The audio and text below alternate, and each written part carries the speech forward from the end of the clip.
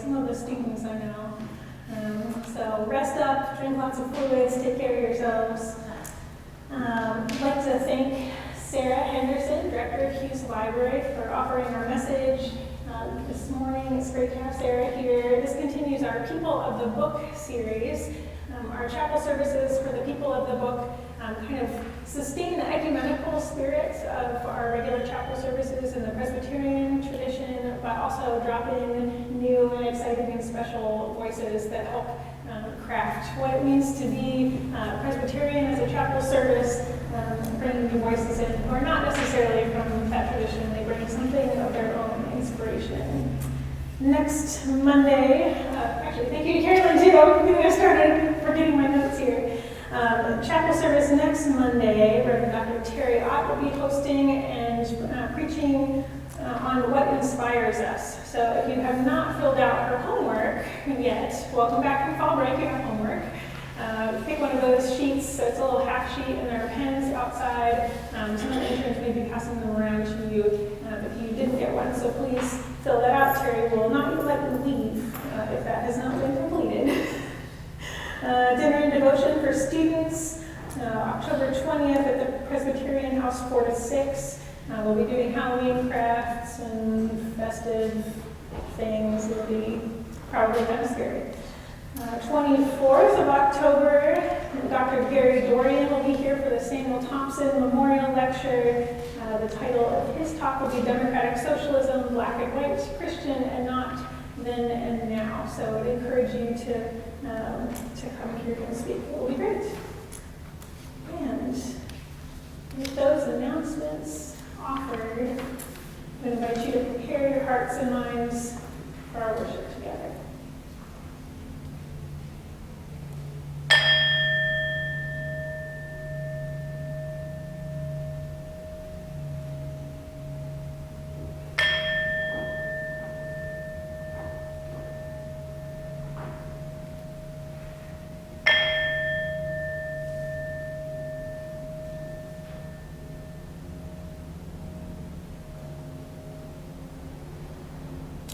Now I invite you to stand and we'll sing our opening hymn, number 692, Spirit, Open My Heart.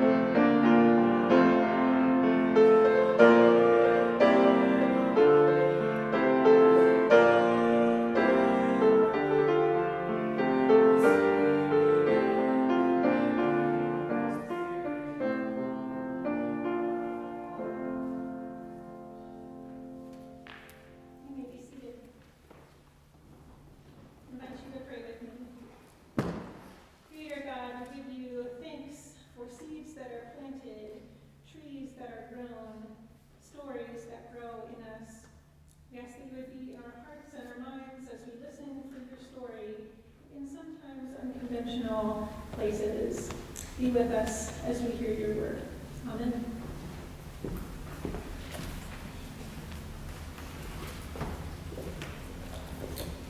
I thought I could do this without my glasses, but it doesn't look like it, so bear with me here. Well, first of all, I'd like to say good afternoon. I'd like to thank you and Jessica for inviting me here today. I was excited when I learned she was organizing this series, People of the Book, and I was honored to be included as one of the speakers. As you know, librarians love nothing more than to talk about books, and really I thought I would have a hard time choosing a title. There have been so many that I've loved and connected with in some way over the years. However, almost as soon as I said yes to being a participant in the series, the title popped into my head and refused to leave no matter how hard I tried to get rid of it. And so today I'm going to talk about the book, The Giving Tree by Shel Silverstein. That's the book here. I'm just going to read a little bit of it in case you're not familiar with it.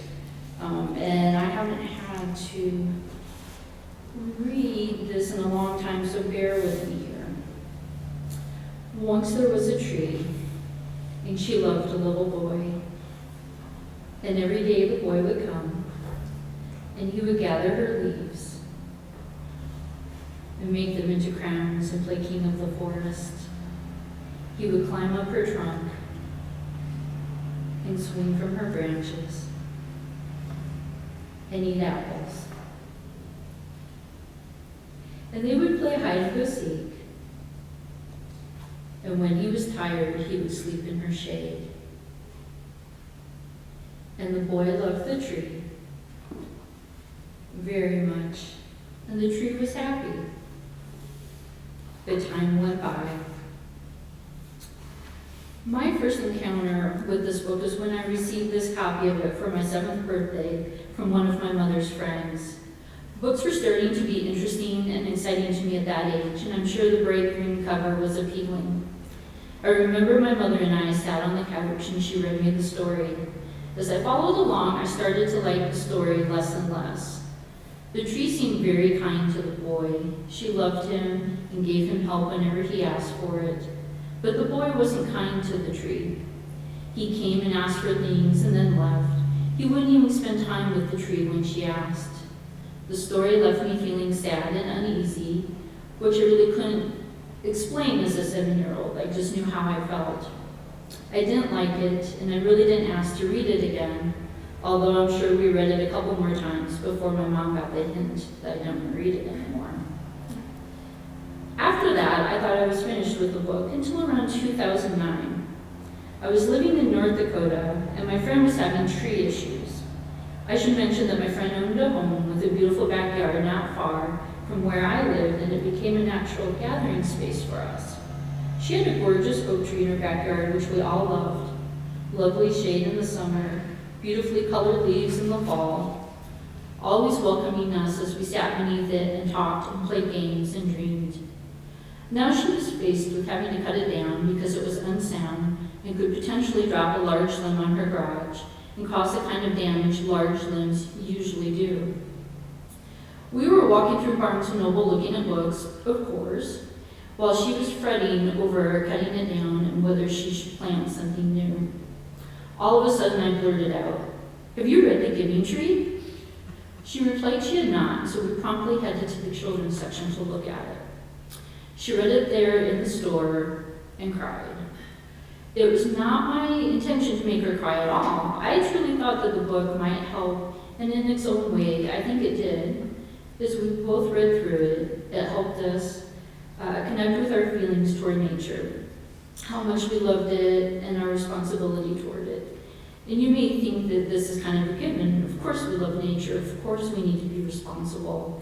But in the hope of life, sometimes you need to be reminded of what's important. And this was one of those times, and we appreciated it. The third encounter with this book was in 2015. My family had gathered at my mother's house, and she and I were on babysitting duty for my young nephew and niece. It was about time for them to go to bed, and my mother suggested I read them a bedtime story. I didn't have a lot of my books at my mother's home at this time, especially in their age range. Somehow I didn't think my brother would appreciate Judy Blume's story time. So then I was looking around and I saw the Giving Tree on the shelf and thought, this will be safe, great choice. We sat down on the couch and I started to read.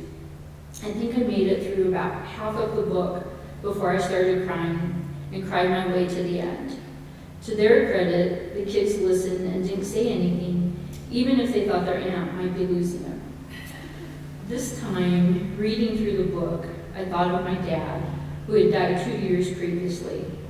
I thought about how hard he had worked so my brother and I would have a home, food, clothes, books, things that we needed. How he'd sacrificed time, money, personal goals of his own for our sake.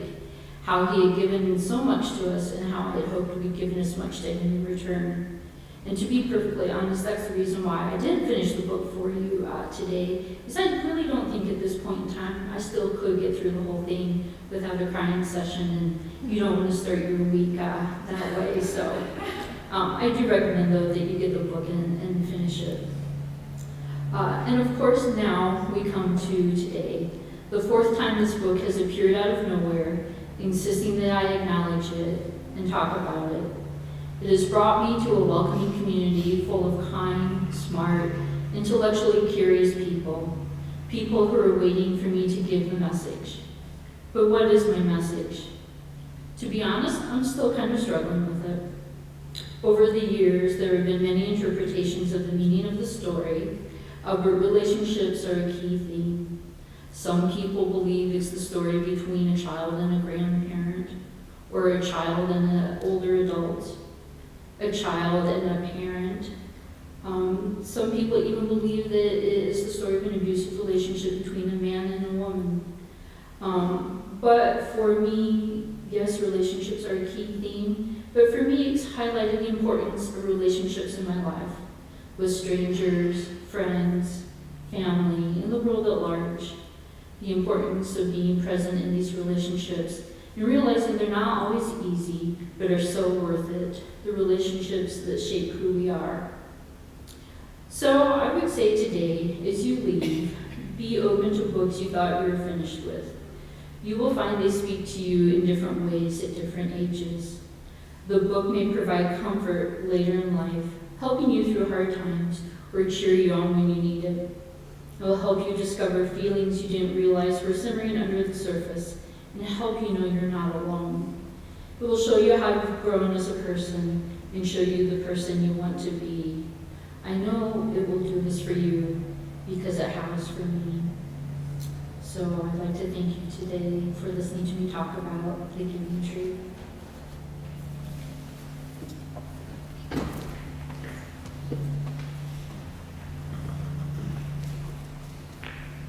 Sarah, thanks so much. I invite you all to stand. We'll sing hymn 716, God Whose Giving Knows No Ending.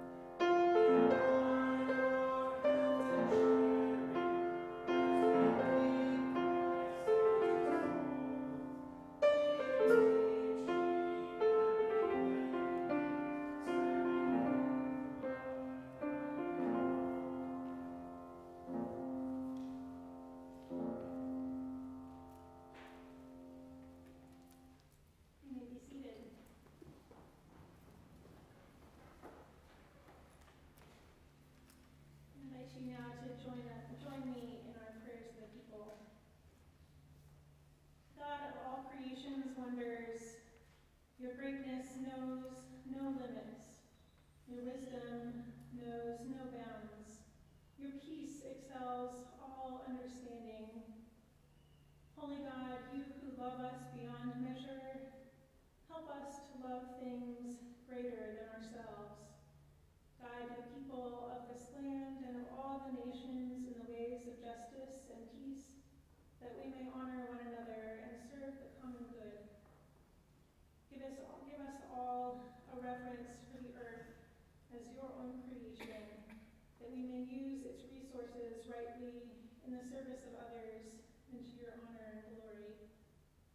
Bless all whose lives are closely linked with ours, and grant that we may serve them and love one another. God, whose giving knows no ending, comfort and heal all who suffer, give them courage and hope, and bring them joy. Creator of all things, accept the prayers of all people. You have promised to hear the prayers of 2 or 3 who gather in your name. We pray now the prayer that Christ taught us, saying together, Our Father, who art in heaven, hallowed be thy name. Thy kingdom come, thy will be done, on earth as it is in heaven.